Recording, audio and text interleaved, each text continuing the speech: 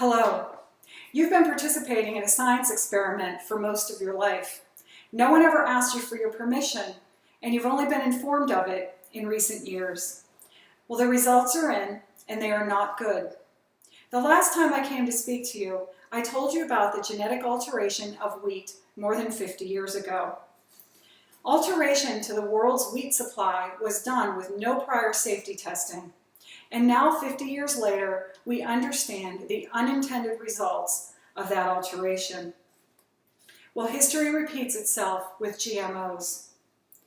There were two major promises made behind genetically engineered, or GE, foods. First, much like wheat, it was done to fight world hunger, with a promise of higher yielding crops. Secondly, they were promised to be pest resistant, so we could use less pesticide, and herbicide tolerant, so that we can spray for weeds without threatening our crops. Before I take a closer look at how these promises have been broken, let me explain the biotechnology behind GMOs. Humans have been altering the genetics of plants for centuries. We've done this through cross-pollination or crossbreeding of like species. So we can take one variety of an apple and cross it with another variety of an apple for a desired flavor or size. Genetic modification is something very different.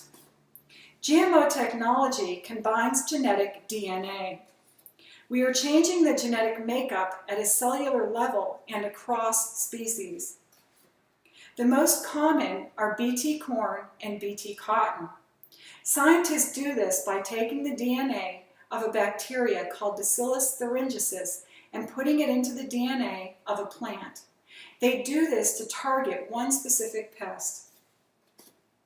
The second most commercialized GMO crop is rapeseed or canola. Most of the canola in North America has been altered to make it herbicide tolerant. The technology behind these transgenic foods is the culmination of decades of work by just a few biotech companies, the largest one being Monsanto, who now holds patents on these plants. Monsanto did test its creations, but there was no outside testing done before they became commercially available. The FDA, USDA, and EPA all accepted the results that Monsanto presented them. There was little regulation and there was no disclosure. We've been eating GMO foods since 1995. Now let's look at Monsanto's promise of higher yielding crops. After 16 years of growing GMOs, studies show no significant rise in yield, and some crops have actually declined in yield. Professor Jack Henneman, a molecular biologist at the University of Canterbury in New Zealand, wanted to take a closer look at the claims of higher yielding GE crops. He looked at data from 1985 to 2010.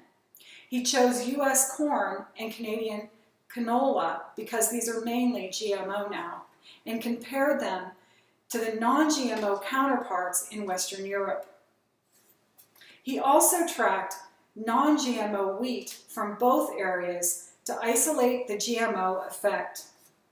Over this 15-year period, Western Europe had yield gains at a faster rate than North America. Another country worth mentioning is India. India approved Bt cotton in 2002, and in the last 5 years, they've seen a steady decline in yield to what is now over 13%, with diminishing quality as well. There is no evidence that GMO crops are higher yielding. Now let's look at the promise of less pesticide use and herbicide tolerance. Charles Benbrook at the Center for Sustaining Agriculture and Natural Resources at Washington State University published his results in 2012. He found that over a 15-year period, beginning in 1996, herbicide-tolerant plants showed an increase in the use of herbicides by 527 million pounds in the US. And while Bt crops showed a slight decrease in the use of pesticides, Overall pesticide use went up by 404 million pounds, or 7% in the United States. You may be wondering how this can be. Well, GMO plants have the same effect on resistance that overuse of herbicides and pesticides has. The more we use these things, the stronger we're making the things we're using them against. So we're creating super weeds and super insects. And we're not just harming the insects we're targeting. GMO plants are proven to be harmful to monarch butterflies, honeybees, fish, and frogs. Recent studies also show that non-GMO organic foods have up to 20% more nutrients than GMO foods. After hearing all this, you may be wondering what you can do. I'm asking you today to take a stand against GMOs. We do that by speaking the only language that big agricultural corporations understand, through our buying power.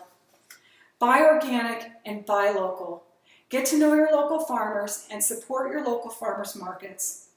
If we flock to our organic farmers, big companies will get that message loud and clear. Not only will you support your local economy, but you'll be getting a superior product as well. I'm also asking you to demand labeling of GMOs. We all should have the right to choose non-GMO foods. Legislation is spreading across the United States, one county at a time. Tell your local representative that at the very least, we want GMOs to be labeled so we have a choice. Biotech companies want us to believe that GMOs are safe, but we have no idea of knowing the long-term effects of genetically engineered foods on our health. What we do know that is, as long as we embrace GMOs, we're going to be exposed to more herbicides and more pesticides, not less. Thank you.